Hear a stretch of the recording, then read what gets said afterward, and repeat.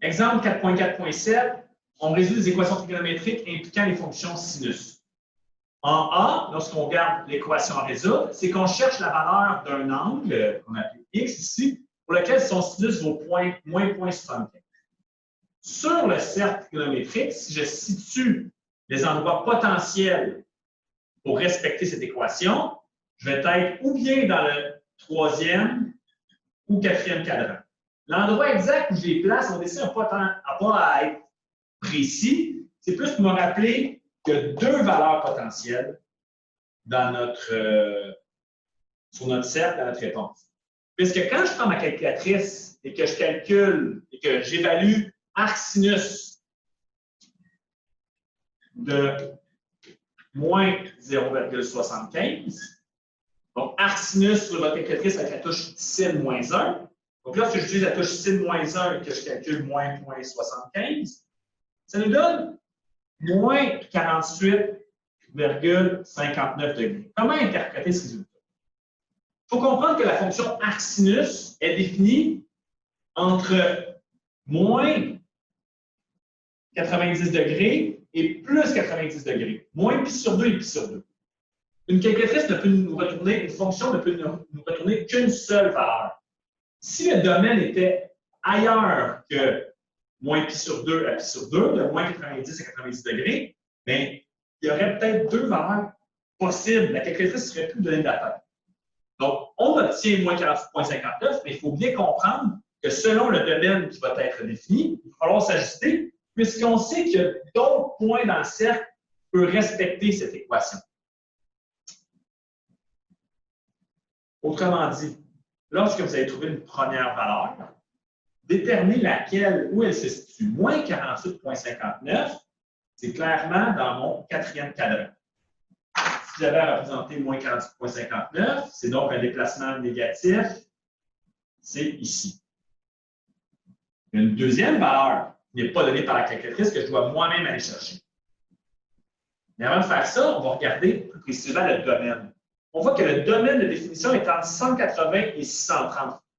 Je fais en sorte que ici, moins 48,59 n'en fait pas partie. C'est important d'aller chercher cette valeur. Je vais la réutiliser pour trouver les bonnes réponses.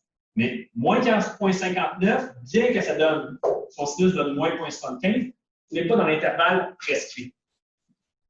Si je prends cette valeur-là et je lui ajoute 360, on risque éventuellement de tomber dans l'intervalle désiré. Donc là, on y va. On se dirait, bien, finalement, si mon X1 n'est pas celui-ci, est-ce que ça se pourrait que lorsque je prends mon moins 48,59, si je lui ajoute 360, est-ce que je vais être dans l'intervalle? Je pense que oui.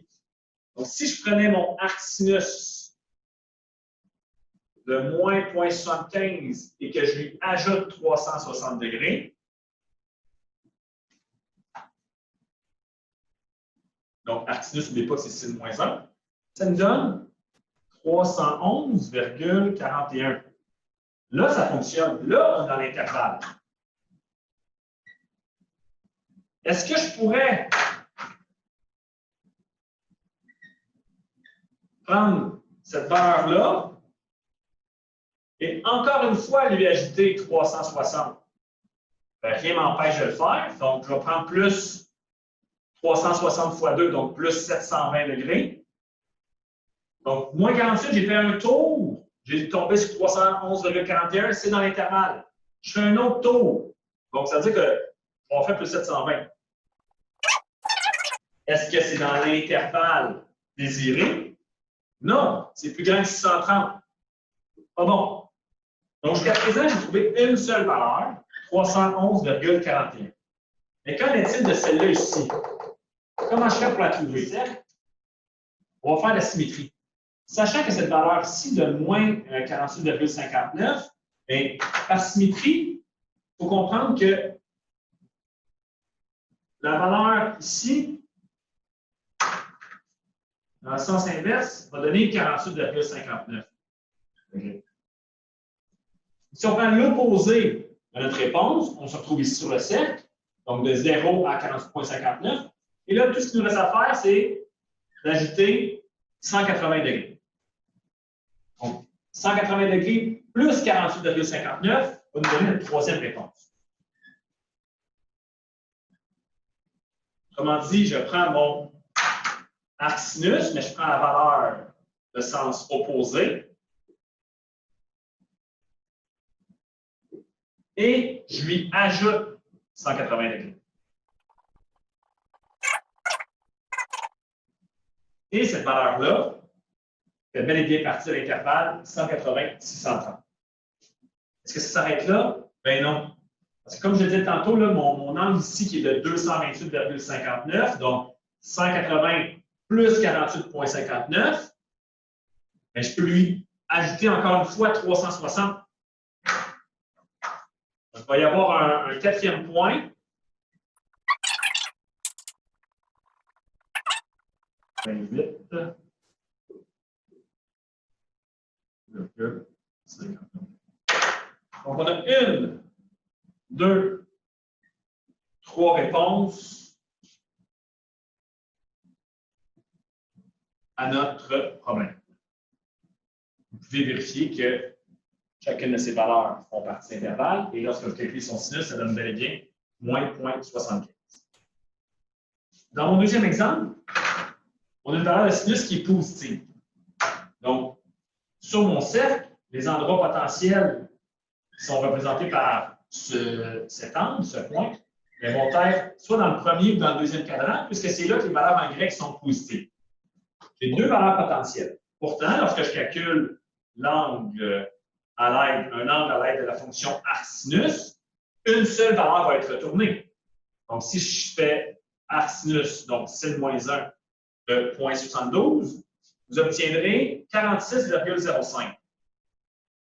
Si on vous demande de placer 46,05, ça serait ici, premier cadran. Est-ce que je suis dans l'intervalle 0,120? Oui. Y a-t-il une autre valeur ici? Oui. Est-ce qu'elle fait partie de l'intervalle? Voyons voir. Donc, l'idée pour trouver la deuxième valeur représentée par mon point rouge ici, je vais faire 180 degrés et je vais lui soustraire par symétrie la même valeur donnée dans mon arc sinus, c'est-à-dire 46,05. On va regarder si cette valeur-là fait partie de l'intervalle. Donc, 180 degrés et je lui soustrais arc sinus de 0,72.